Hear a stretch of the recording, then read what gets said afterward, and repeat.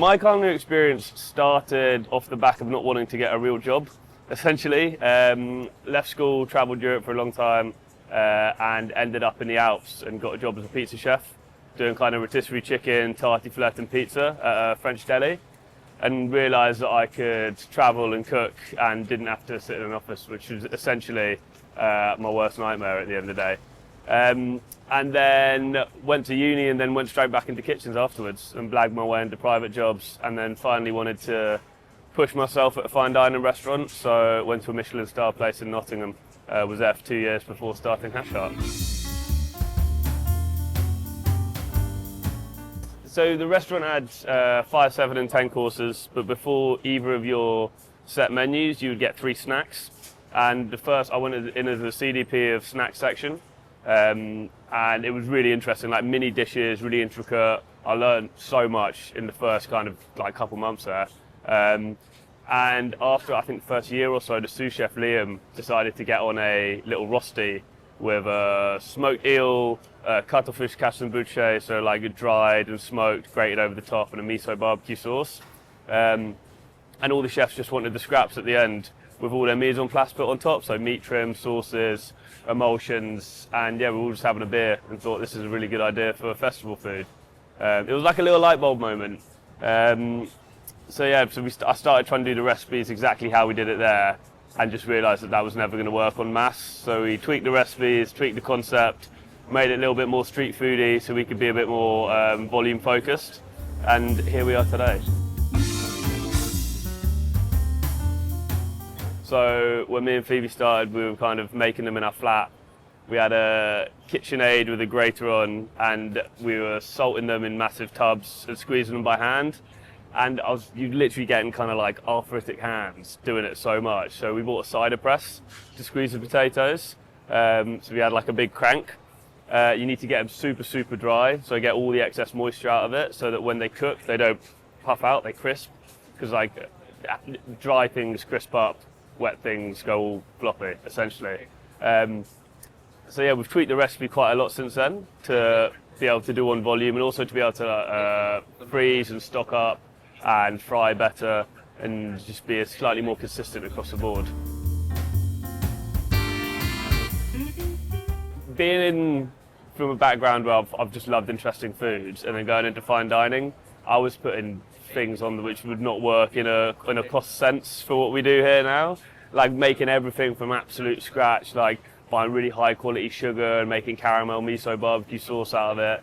I used to go to the meat market in London at like 4:30 a.m. and fill the boot with a zip car filled with pork shoulder, and then go to our production kitchen and make it with all the most incredible ingredients. And we're still very ingredients focused, but the stuff that we first put on was kind of quite similar to the menu we have today, just slightly different recipes. So we had the pork, the mac and cheese, and a smoked chili ragu were the first 3 things. But the mac and cheese I made out of, I just reduced cream with about a kilo of garlic in it, and then just mixed like a 1-to-1 ratio of cheese cream for each other. So it was just the most decadent thing in the world, and something that you just couldn't serve at any sort of site and make money. So the menu has been something we've been working on since we really started. It's constantly developing, but essentially what we're trying to do is create a blueprint that we can go everywhere with.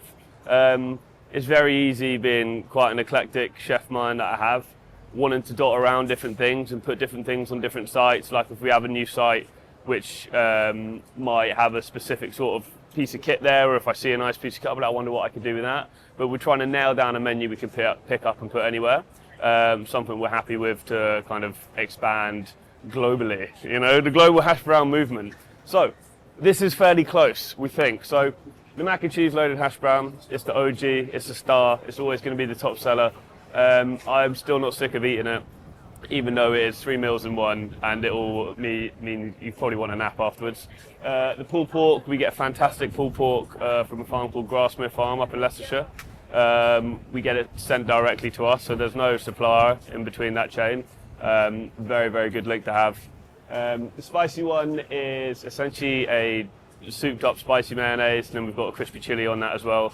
Baby coriander, I'll never be able to stop using micro herbs, even if we're pumping street food, I always have to use a micro herb on a menu somewhere. I love them, they're so cute and tiny.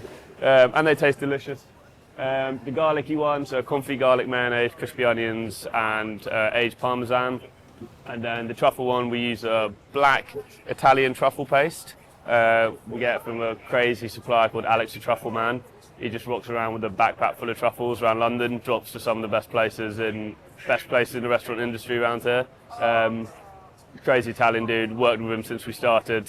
And then that goes on top of our house-made hash stick, so pressed and then truffle mayonnaise on top, aged parmesan, crispy onions. Hash chip butty is a new addition. It's kind of the play on the chip butty, but we lace it with truffle mayonnaise, and then we have 3 giant hash browns in there, and then the aged parmesan as well.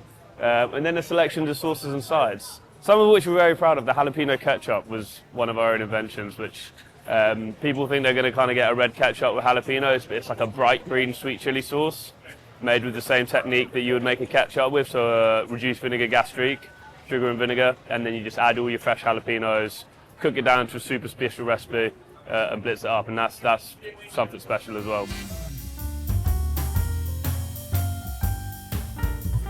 In 5 years, to be honest, this is a bit of a secret, you know. Yeah, on a beach somewhere, quite possibly.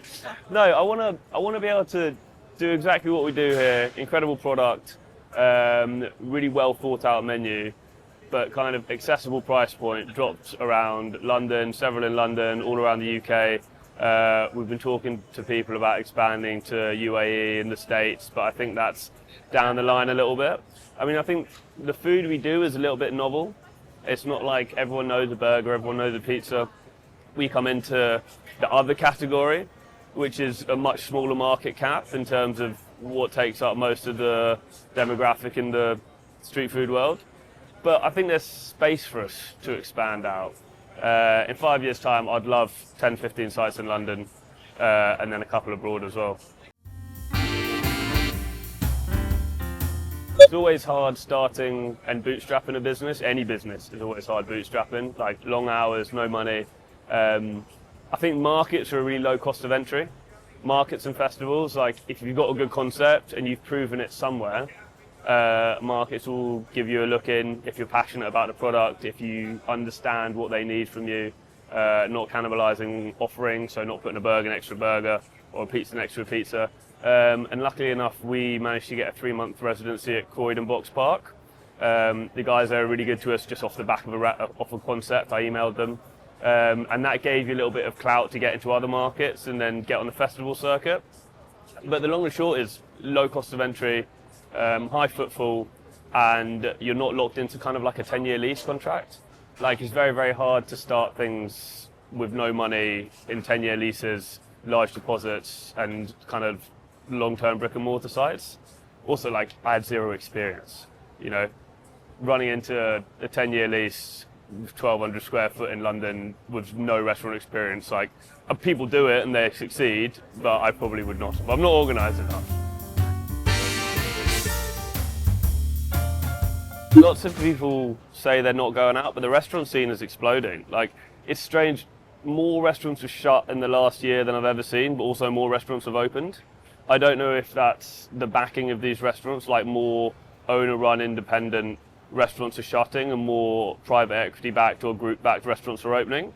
But the restaurants are shutting are not bad restaurants. They're very, very good. It's very hard to make it work in London, especially if you have if you're going down a specific type of food, like fine dining. Your labour hours are ridiculous. People don't want to spend a lot of money on food nowadays. I mean, people can't spend a lot of money on food nowadays, like below a certain kind of wage cap. But the London food scene is thriving as ever. I don't think it'll ever stop thriving. Like places are opening every week. The food scene is crazy. There's a lot of exciting young chefs coming through.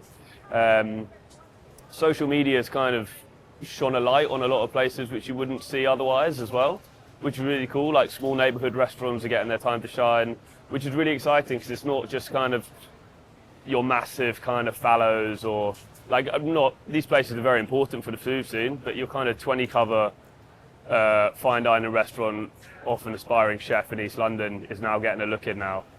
which I think is very important, and a lot of cool stuff is happening. But it's also very sad that a lot is closing, so it's a bittersweet scene at the moment. Don't think too much, I would say. Like I've thought so much about how I can make this super chefy, you know, and you have to kind of scale it back a little bit and think, how do I just make this absolutely delicious? And if you can add chefy touches to it. Also, it's got to work first and foremost. Like, if you're looking to start a business, you can't be able to only do one thing a day, you know. So it has to work. You have to be able to produce the output and produce the quality in that output.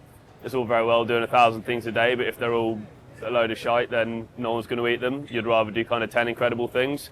If you can't make money from doing 10 incredible things, there's no point in doing that either.